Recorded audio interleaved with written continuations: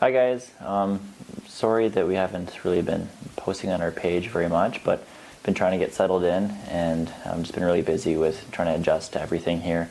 I guess we'll just talk about our flight and about like how that was and the adventure with that. That's pretty fun. So we left on the 27th of August from my parents' farm. We were staying there for the night at like 4:30 in the morning. Luckily my mom and my sister came with us in the Tahoe. We were able to bring all our stuff there. And then when we got to the Edmonton airport, we went and said farewell to a few of the family there, like Mariah, Christina, and Alicia, and Ben. We met Ben and his family there. And that was about, I'd say, 6:30 in the morning, around that time. That's when we started to go to security and start to bring all our luggage and stuff. We'll be posting some pictures of all of us there. Little side note though, James had to go back and retrace his steps because he lost his phone somewhere into the airport, and we didn't know if it was at their parents' house still or if it was like at the airport somewhere. We were able to find that. That was the first little scare, but it's alright. And then the flight, we went from Edmonton to Vancouver. It was about an hour and a half. And then we actually went with Tori's auntie for brunch in Vancouver. That was really nice. And then we had the long flight from Vancouver to Beijing, which was just about 11 hours. It was a pretty big one. It was a 777, so it was like 3 seats, 5 seats, and 3 seats. The first class tickets we're looking at cost around like $30,000. Pretty crazy, just for one way. And the food we had, it wasn't too bad. It was like microwave kind of meals. There's a decent amount of food. They had like dessert and stuff with that as well. And then we landed at 2 p.m. on the 28th. But the school to the bus, or the bus to the school, didn't leave until 7:30. So we got overpriced Starbucks and just tried not to fall asleep in the airport. We had all our luggage kind of lined up beside the Starbucks, and we're kind of just watching some TV. That was the fun, exciting part when we first got off. It was really hot, really humid. Everything smelled like spring rolls. It was kind of nice to start. And then our adventure from the bus to the school, to Beijing Foreign Studies University, BFSU. It was about an hour. I was kind of amazed by all like the parks and so much. Everything was so green, like so many different parks around and lots of water. The roads are really nice here, by the way. No potholes. Like, I don't know, they're really well maintained. So yeah, we got to BFSU at about 8:30 at one of the dorms. We brought all our luggage with us. We had like one suitcase each that was like overweight by a lot. It was about 70 pounds. Then we each had another carry-on. And then we had another checked bag, and then our backpacks, and then the camera bags. We had a lot. That was fun hauling around all that stuff. But then as soon as we unloaded from the bus, we went to the dorm to try to get a dorm room for Ben, the other guy who was going with us to BFSU. And then with the scholarship, I had a free dorm as well, so I was going to keep some stuff in there. Just, in the meantime, something on campus, something easy and accessible. So we're trying to sign into our dorms. And no one speaks English, so that was fun. And we're in this long lineup, and we found our names on a sheet, but they're saying they didn't have room for us. So we had to go to the other campus, which is across like a double lane road, I guess. And we had all our suitcases with us and stuff, so that was kind of fun because no one really stops here for you. They just go. Vehicles that turn right, they don't stop and then turn right, they just go. And cars, anything bigger than you pretty much, just has a right of way. Yes, there are traffic laws, like there's, reds and yellows and greens, but for turning, I feel like it doesn't really matter, and people just cross whenever they want as well, so that was kind of fun. So we hauled all our bags over to the other campus, which took about probably 20 minutes. And then we actually met a guy named Daniel. He was by the front gate. He is an employee of the university. He just graduated from his doctorate, and he helped us with our bags and was helping us translate everything, because a lot of people there do not speak English. I thought they would, but they do not. A lot of the students speak English. They're studying in English, but the staff don't really speak English. Yeah, so he was able to help us there. And then we get there, and they said they don't have any room for us at that dorm either. So then they said we have to go off campus to a different dorm. So we had to get a taxi, and we had no idea how to get a taxi because, of course, they don't speak English there either. all the apps aren't in English. So Daniel was able to help us get a taxi, but they would always pull up, see how many bags we had, and then just take off, like without even really saying anything. They would just be like, no, no, no, and then just take off.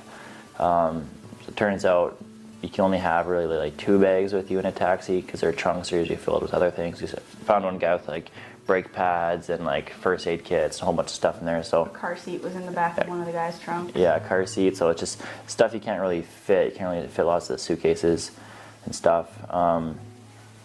Anyway, so Daniel was able to help us by getting one cab with luggage and Ben, and then one cab with Victoria and I. So we went first. We were waiting by the other dorm off campus. It was about a 15-minute drive. Just hoping that we had the right place. Yeah, hoping. We didn't know. Access to Daniel. Dropped us off at the curb, and then we're waiting for about 20 minutes, I'd say. And then here come Ben and Daniel. So thankfully, we're at the right place. We go in there, and it's pretty nice. They have like pool tables and stuff, whatever. But again, no one speaks English, and we try to figure out the rooms that we would be getting, but it's like a shared one. So there's like four beds, and that's not uncommon for here. There's like 4 bunk beds, and you'll share like a little shower and toilet. But yeah, we were promised like a double room or a single room, so it's not a big problem. But for that night, by that time it was about 2 a.m. We just wanted to go to sleep. James and I had already, like in advance, booked a hotel for 2 nights that we knew that they spoke English at. So we were fine. It was just getting to the hotel after, and we didn't want to just leave Ben stranded without a place to stay. Yeah, so we were just making sure he was all good, and we were hauling all our luggage around. And a kerfuffle with that, but Ben was able to stay for that night at that place before he found a different place that was just more for him, just a little bit more room. But anyway, we were able to go back to our hotel. Once again, Daniel had to get a separate cab with him and some luggage, and us with 2 pieces of luggage to our hotel. We got a pretty fancy one. We knew people spoke English there. First night, I was like, you know what, it'd be cool, it'd be really cheap to stay in just a normal local Chinese one, but I'd rather, with all the culture shock and stuff that we heard about, I'd rather just get something that spoke English, and I know I was able to kind of get in there with that. Yeah, so the time change was a little rough on us. We kept waking up at like 3 a.m. every single night. We like go to bed like super exhausted at like 9 o'clock, and then we wake up at like 3 a.m. One time we were like, we'll have a nap before supper. It was 3 o'clock. Yeah, 3 p.m. And then we woke up at like 11 p.m. and we're like, oh man. But we're still so tired, we just slept again until like 3 a.m. Yeah, so it's 3 a.m. and I'm like, I just can't sleep, so I'm trying to look for apartments. Might as well get on top of that. And just couldn't find anything. It's all in Chinese. You can't really read it. I tried translating it. You can't translate it very easily. And then I found an app called Ziroom, which is Ziroom, and they have an English version, which is pretty nice. So I was able to look all around Beijing for places to rent, and you can kind of rent shared apartments or individual apartments. Now the shared ones are what we have here. You share like a bathroom most times and a kitchen, but your rooms are all individually pin coded in. They're pretty secure. I mean, we're not going to be cooking that much anyway, just because it's pretty cheap to go out and eat lots of places. But yeah, that was pretty fun trying to find an apartment. We met with a lady from Ziroom to find the place we're in right now. And of course, she doesn't really speak English, so I kind of wave at her and see that she's wearing a little name tag or whatever. Go up our 6 flights of stairs. That was pretty fun. Super hot out. It's like plus 35. We're just sweating like crazy. Luckily, the rooms do have AC here. Every room does have AC. But then we had to phone actually Jing, another lady that's helping us here at the university, to translate the first time with her and kind of see what she was saying.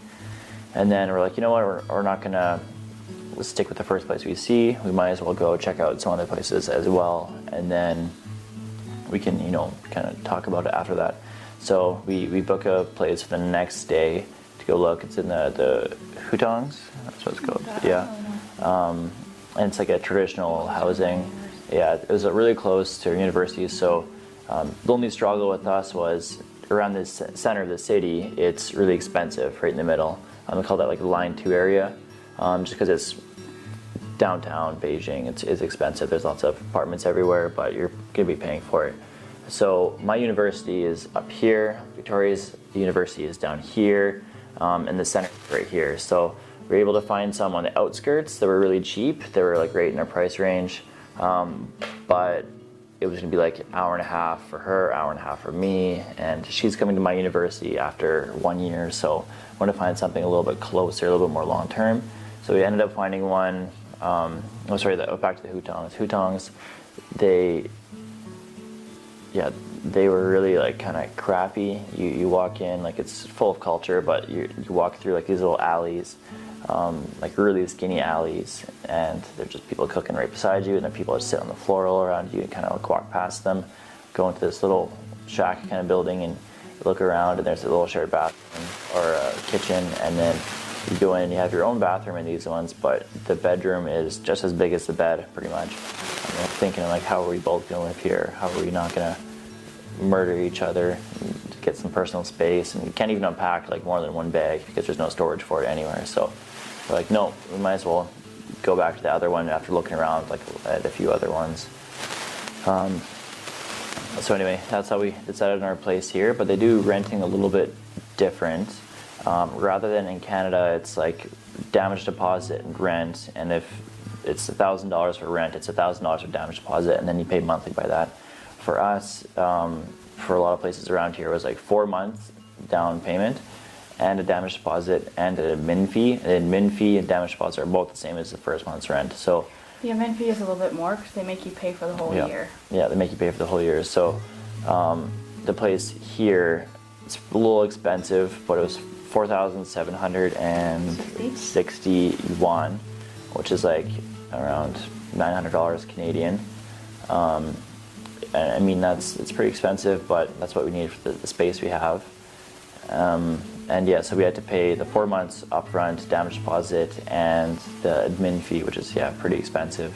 We weren't really prepared for that, but we were able to get helped out from a few people, and we were able to make it work so we can secure this place and move out of the hotel. It was about 800 yuan a night, so every night we didn't find a place. It was just more and more expensive.